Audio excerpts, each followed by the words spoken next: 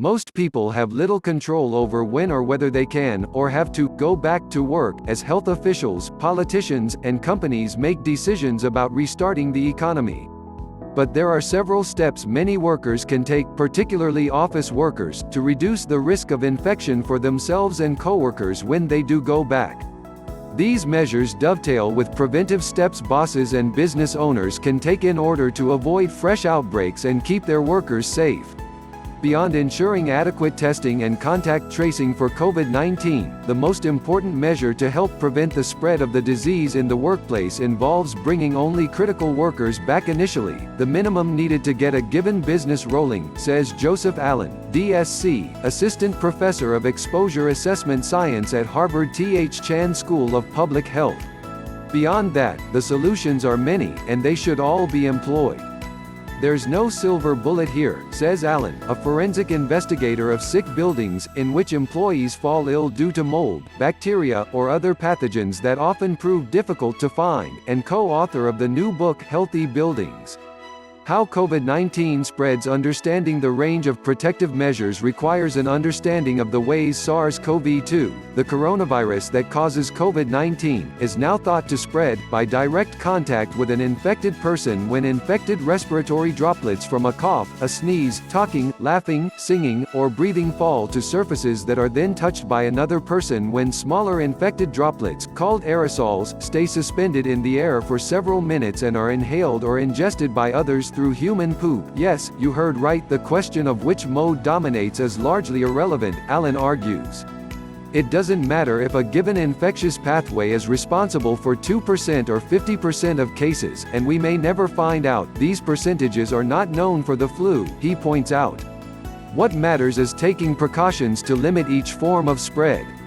We should be throwing everything we have at this virus, which includes controls for all modes of transmission, Allen told reporters in a conference call in April.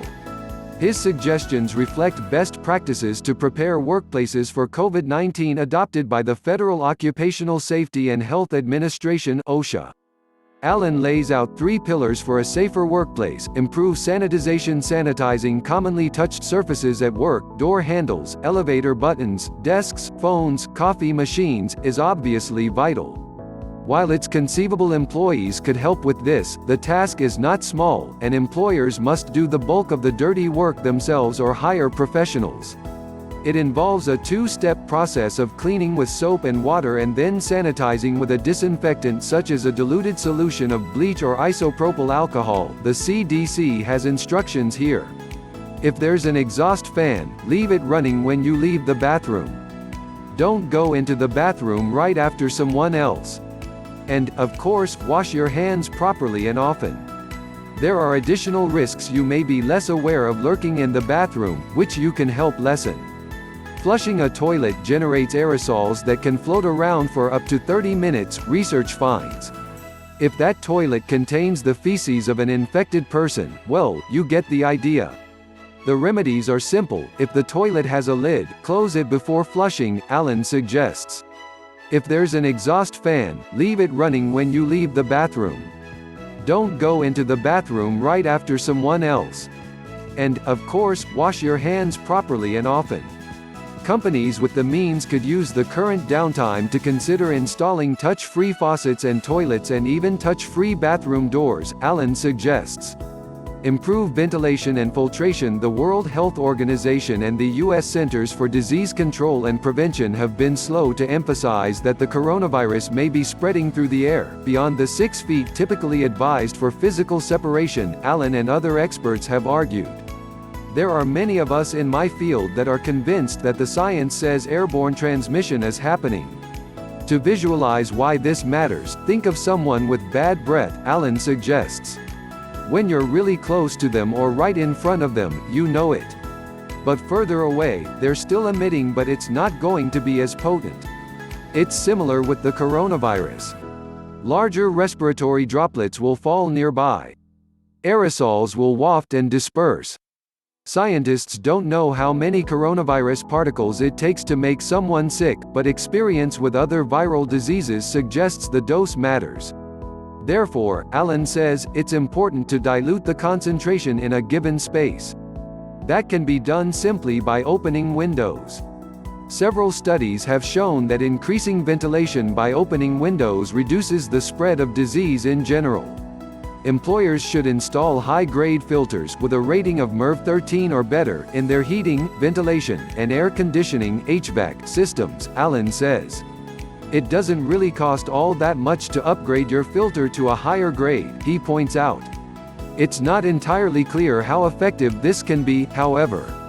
Filtration in building heating, ventilation, and air conditioning (HVAC) systems can be a part of an overall risk mitigation approach but is not generally regarded as a solution by itself, states the National Air Filtration Association, a nonprofit that represents the industry.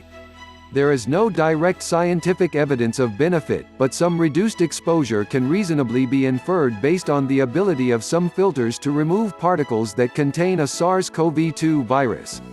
Portable air purifiers, though not cheap, can also reduce risk, Allen says. High-quality air purifiers, including those with HEPA filters, can indeed remove germs from the environment, and experts think this is true for the coronavirus, according to Consumer Reports. Reduce density and don't mask the realities. Today's open office plans, with desks crowded next to each other and cubicle walls removed, present unique challenges amid a viral pandemic. But the challenges can be overcome, Allen says. First, as more and more workers return, businesses should consider creating separate shifts, or alternate work days, so fewer people are in the office at a given time. Conference rooms should be closed. There are ways to improve physical distancing that employees can implement, too.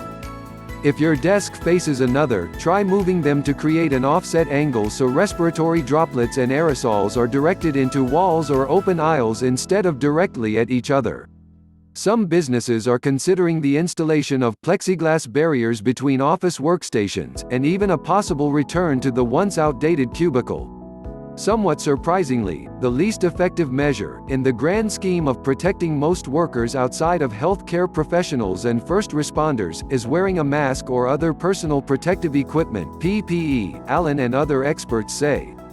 Do it, they advise, but just know that it comes after all the priorities above in terms of effectiveness. There's a role for PPE, for sure, he says. But he's concerned employers will consider PPE the best or only defense. You don't give someone a mask and say, well, our responsibilities are done. Whether employees are encouraged or required to wear face masks will come down to state and local health department guidelines or individual company decisions. There's no law of the land on this. If public health professionals recommend widespread use of PPE, such as masks, it will require clarity as to what is needed and who is responsible for providing such equipment, especially if shortages persist, Suzanne Clark, president of the U.S. Chamber of Commerce, said in a letter to members last month. If face masks are to be relied on, people need to know how to wear them properly. Allen advises masks especially in areas where employees gather, and particularly in elevators. New York City's health department, which knows a thing or two about elevators, suggests the buttons be sanitized regularly, and everyone should maintain the 6-foot separation rule, in line and inside the elevator. Yes, that means a potentially long wait or, as the city suggests, taking the stairs. OSHA also advises companies to provide hand sanitizer and additional tissue boxes and trash receptacles, to actively promote proper hygiene, and to encourage sick employees to stay home. The agency provides more in-depth advice based on exposure risks that differ by job type, such as controlling the number of customers in a retail store or providing gloves and eye protection to employees in high-risk jobs. Allen stresses that none of these measures will make sense if we don't first have wide-scale testing to know when people are infected or if they might be immune, and widespread contact tracing to notify people who might have contracted the disease. And, he says, nothing will eliminate all the risk as decisions are made to get the economy rolling again. There's no such thing as zero risk, he says. The goal here is to minimize risk,